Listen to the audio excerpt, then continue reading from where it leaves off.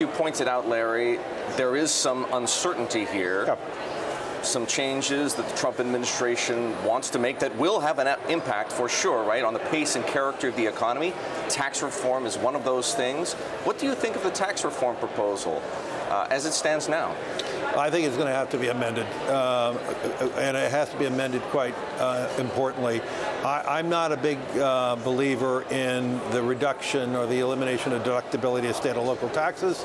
I think that that's quite harmful to some of the major states today.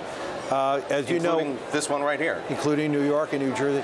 I actually believe one of the greatest problems in the world we have today, especially in this country, is the lack of saving for retirement and the liabilities of some of these major states in terms of retirement.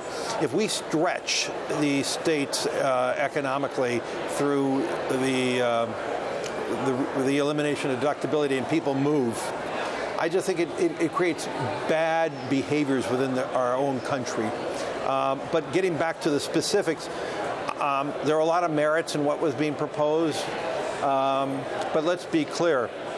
What is being proposed is a pretty large expansion in our deficits. According to the CBO, our deficits are going to grow to $25 trillion in the next 10 years before whatever this tax reform is or tax cut is.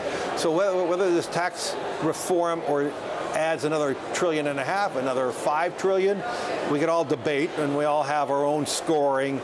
But my biggest worry out 10-ish years with a country that is so dependent on foreign ownership of our debt.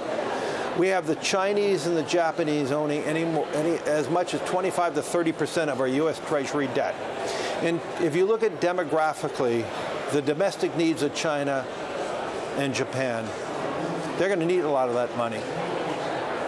And to think that we could have foreign ownership of 30-odd% out 10 years is probably a bad assumption. And so my worry is, are we growing our deficits in front of some very big demographic walls?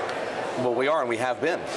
Are you saying that it works if we can successfully bring our economy up from this 2 to 2.5% range to 3 to 3.5%. We have to grow out of that. That's what the president says he wants to do. That's what Gary Cohn says this tax reform proposal is designed to do. That happened with the tax reform during the Reagan administration. It hasn't happened ever since. It brings growth forward and it decays forward in the future. So are you saying that the tax reform proposal needs to be budget neutral? No, but it has to be mindful of what we need to do related to our deficits. So what would you change? Well, I'm not a tax expert, and you're asking me many tax expert questions. But let me, I don't believe we're going to get tax reform if there is the elimination of deductibility of state and local taxes. Obviously, that creates a bigger deficit.